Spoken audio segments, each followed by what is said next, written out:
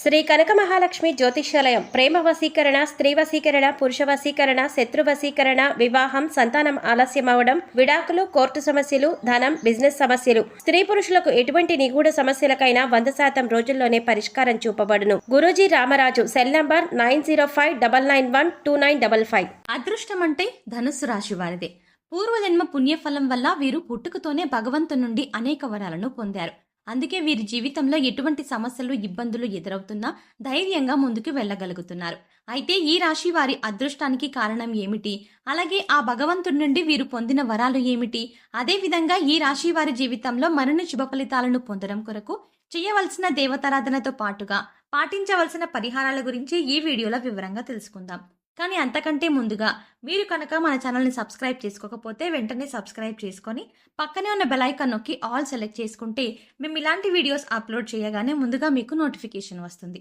ఈ రాశి వారిది సాధారణ అదృష్టం కాదు. వీరు చేసుకున్న ఎన్నో జన్మల పుణ్యఫలం వల్ల సాక్షాత్తు ఆ భగవంతుడే వీరికి అనేక వరాలను ప్రసాదించాడు.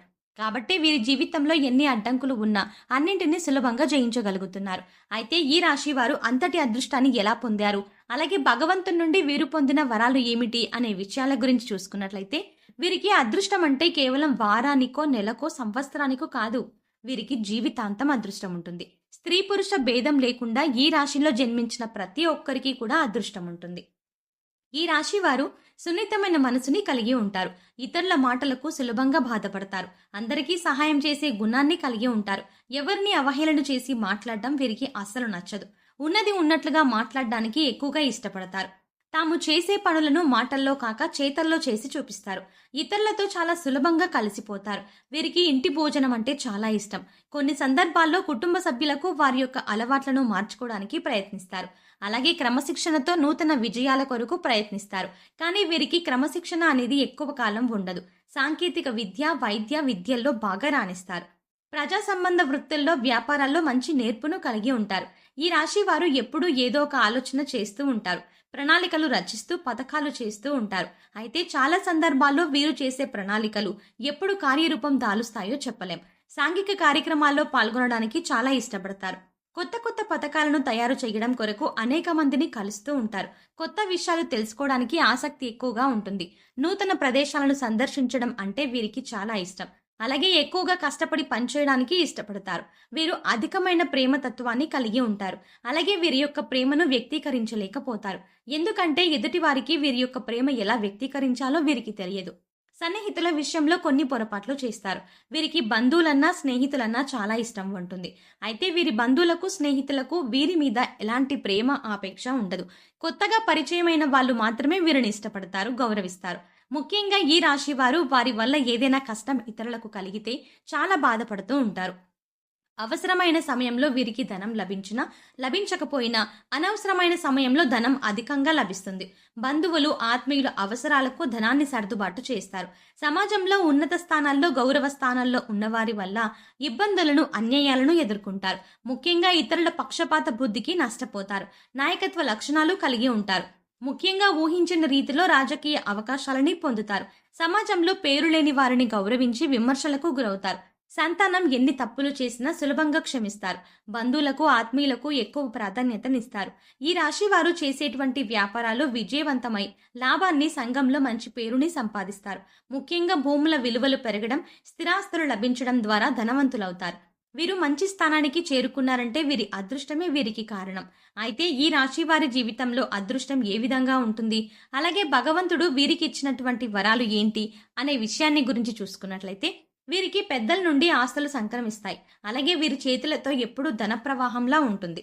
అలాగే వీరు ఎటువంటి పరిస్థితుల్లో ఉన్న అవసరానికి డబ్బు చేతికి వస్తుంది. అలాగే వీరికి ధనం అవసరమైనప్పుడు వీరి కుటుంబ సభ్యుల నుండి, స్నేహితుల నుండి, బంధువుల నుండి, అలాగే వీరి జీవిత భాగస్వామి నుండి పూర్తి స్థాయిలో సహాయం లభిస్తుంది. కాబట్టి వీరికి ఆర్థిక పరంగా ఎప్పుడూ కూడా ఎటువంటి లోటు ఉండదు. అలాగే వీరు ఖర్చు అధికంగా చేస్తారు. ఈ రాశి వారికి వ్యాపార పరంగా ఊహించని అదృష్టం ఉంటుంది. వీరు ఏ రంగంలో వ్యాపారం ప్రారంభించినప్పటికీ దినదిన అభివృద్ధిని సాధిస్తారు.